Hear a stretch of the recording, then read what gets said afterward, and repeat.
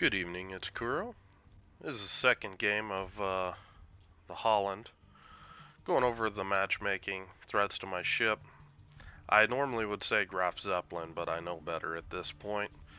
Got the Cleveland and the destroyers, really. Kaba, Grozavoy, Holland, Kagero, and the Smolensk, if he can shoot at me. The map Sleeping Giant. And one of the issues that I have with this particular cap is the situation where you only have 4 DDs on your team anymore, maximum. So DDs going into the islands and trying to hug these islands, it's just a losing proposition. And gonna kind of show you how that starts to unfold as this game goes on. And you will see it from my perspective because I initially play the outside, and you're going to see the difference in vision here. So, right away, the CV, he's looking for a dumb DD just to farm. He's doing CV things. So, instead, what I'm interested in doing, I'm interested pushing out here on the flank. And I want to start establishing vision down here. Now, I know this Brindisi, as soon as he gets spotted, he's going to be wanting to turn out as soon as he's taken under fire. I'm seeing shots, my torpedoes are up, I see the Kagero, but what I'm looking at is this Brindisi right now. And I just see him just barely start to turn, and I'm launching those torpedoes, leading him into this turn. And I know that he's likely going to pop smoke and, try to disappear. Now, if you look closely when he smoked, that's not the Brindisi smoke. That's the Kagero. So right now I've got a probability that I can maybe hit, multiple ships with this set of torps. That's actually a torpedo on the Kagero, and I'm going, what's going on? That should have been more than one on the Brindisi, and there's the Brindisi. Enemy cruiser destroyed. Now, with that smoke there, I'm kind of giving up on playing the outside.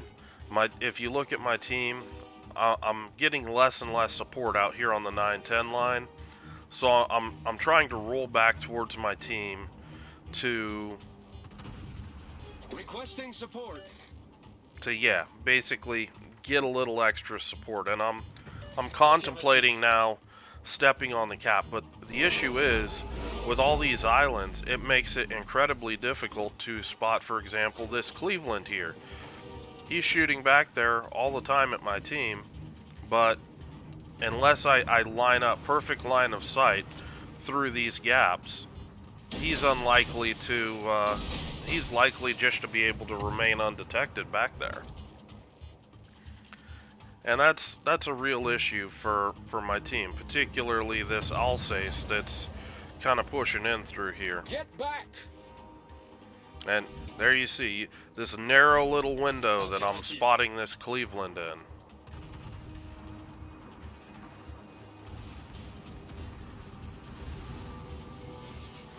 And the Cleveland just ducks into the island.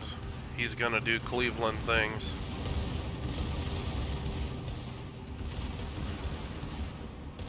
Now, I missed these torps initially, and I had already turned into them. I see them right now, and it's like, ah boy, can I make this? And I'm going too fast. I drift into one. Not the end of the world. I've still got a bunch of repairs. Problem solved, sir. But at this point, I'm kind of just saying, F working in this area. It's not letting me do what I need to do as a destroyer. I'm literally not spotting anything. I have less than 4,000 spotting damage. It's pitiful, and you should not go here. Now, I'm trying to help my Alsace out. Usually I keep my AA off, but my Alsace, he's in a pickle. And you can see what this AA is capable of. That's not defensive fire either. Kagero doesn't have survivability expert. He, that one torpedo for, 9K really took a chunk off him. So I'm going to start rotating back out to the flank. Now, I do get radared by the Cleveland here. If you watch, I slow down and I turn out. And the reason why I slow down is I'm trying to make a sharper turn. The more I come around this ledge here of this island, that Cleveland's going to be able to shoot me. So by making that slow turn, I'm actually, forcing that Cleveland to come more out like that. And maybe somebody can shoot him, help me out while I'm shooting him. But I'm also judging this Cleveland right now. Cleveland is a ship that has really floaty gun arcs. I want to look to see how well can this guy shoot, how well can he hit me. And I'm just seeing that, this guy, he's kind of all over. So I'm going to circle back around and I'm going to see if I can find the Kagero or him and kill them. Now, I'd go in the safe way around the island. If that Kagero was sitting there, that Cleveland would just be able to crap all over me because I couldn't kite away through the island. I'd be much easier to hit. So when you see islands like this, take the time, do it safe, go around the backside, unless you're absolutely positive it's safe to cut through the front. Now, this is what I was talking about in the earlier video about a Halland not needing to really hang around for AA support. So I'm just out here with the Cleveland and the CV's out here. I see the CV coming. This is like worst setup for a DD. I just turn my AA on. I focus my AA, pop defensive fire. Crews are on full alert.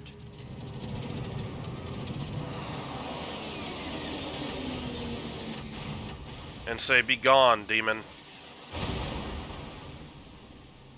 Now, I know a lot of people would be happy that a DD is able to do that, but the reality is that I look at a ship like this compared to the amount of AA on, Engine boost deactivated. a Des Moines, a Cleveland, or something like that, and it just seems kind of silly to me that, of all the ships that you're going to have crazy AA, this is going to be it. So here I'm just going to gun down the Cleveland, and then I'm going to switch my focus to this CV. And this is actually going to be another balancing concern that I have with CVs versus destroyers.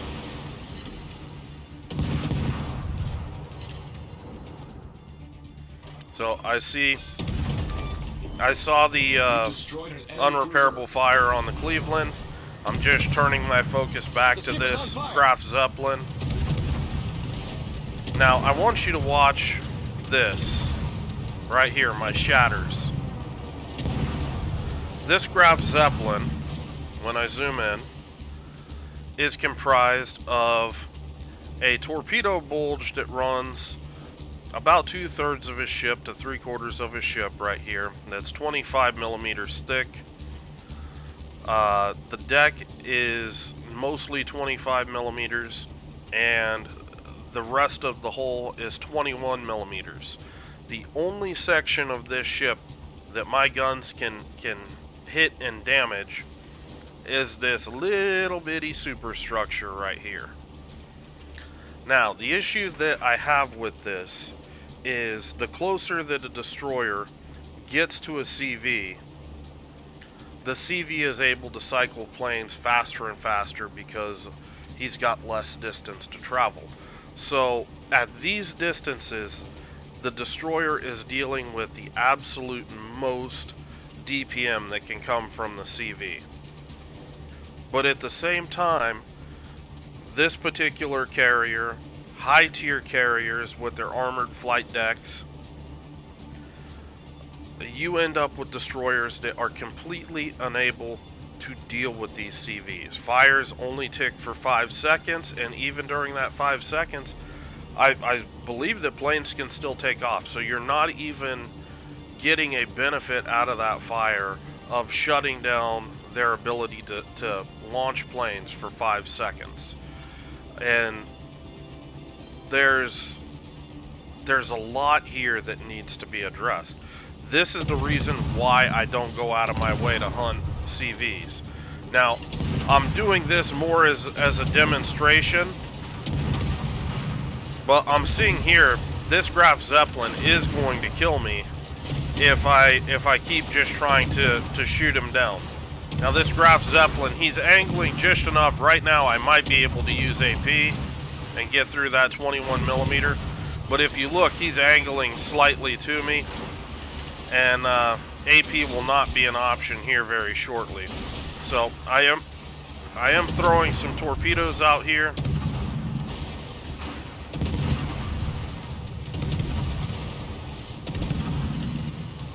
But you can see, I'm not doing anything to this guy. Everything's shattering because I'm not hitting that one little tiny part of his ship that's probably less than 10% of the surface area of the ship. I do land 3 torps. Now, the CV doesn't have damage control, so now he's flooding. So I knew those torps would bail me out. I do get a fire on him. And now the CV is starting to melt due to the fire, the flooding. The fire is already gone. Problem solved, sir. There's another fire, and I'm able to burn the carrier down. But if I was in a DD that didn't have demolition expert, that you know, like this ship, 120mm guns, you're only able to penetrate 20mm. You're kind of forced into taking IFHE at that point to deal any sort of gun damage to those ships. But the moment you do, you've lost half of your fire chance, which when you're shooting at a tier 10 battleship, you know, leaves you with a painful fire chance when it comes to trying to deal, you know, follow-up fire damage to these ships. And this is part of the fallout from the IFHE rework. The IFHE rework really punished destroyers heavier than it did cruisers. You know, cruisers had still have, you know, usable penetration for most ships, but you get with these destroyers, and particularly when it comes against fighting cruisers, shooting at carriers, you end up with a lot of situations where your guns are just ineffective against these ships. And it leaves you with the situation that if you find a CV like this, and you happen to be close, your guns are next to useless. You have to YOLO in there and torp the guy and hope that he's not able to, you know, run away and wipe you off the planet with, you know, rocket planes before you can close the distance. And this fight is incredibly in favor of the CV. So this is something that I do want to point out to Wargaming, that, you know, this is still a balance point that I see, that, you know, do we really need CVs to have this level of armor protection? Because I don't see why. CVs spend most of their games, you know, unspotted and just farming from the back. Historically, a destroyer that was able to sneak into concealment range or gun range of a carrier generally was able to kill that carrier with his guns. And now the reverse is true. It's a destroyer that spots a carrier is probably a dead DD, because that carrier has a very good idea where that destroyer is, and he just loads up rocket planes and he can even pre-arm the attack to be ready the moment he spots you to drop you on that initial pass, because he can look at the minimap and see his surface detection. So I'd be interested in seeing what you guys think about this particular balancing situation between DD guns and carrier armor. Maybe what we can do better to have CVs be able to, you know, not just nuke destroyers right, left, and center. I mean, if this destroyer didn't have this level of AA, I probably would have been in trouble with the rocket planes. And that's, you know, that's just, you know, one of those limitations. So I am interested in seeing what you guys think about it. The rest of this game isn't too exciting. Everything's just kind of running from me. But I do want to know what you guys think about it. And I've had a bunch of people PMing me about Halland replays. So I'm trying to kill a lot of birds with one stone with this replay. Because I've been trying to fix my engine boost activated. My game client. I finally just broke down and reinstalled the entire thing. It seems like it's fixed the issues. So let me know what you see with the video feedback. Is the quality there for you guys? I want to make sure that you guys aren't having difficulty, you know, watching. Our team is taking the lead. I think that is still loud. I gotta tweak some of the audio. But I want to make sure that, you know, you guys aren't struggling to watch these videos. Battle ends in 5 minutes. So, I'm gonna go ahead and fast forward this one on out. I hope you guys are having a good night. If you have any questions or comments, leave them below, and I will talk to you later.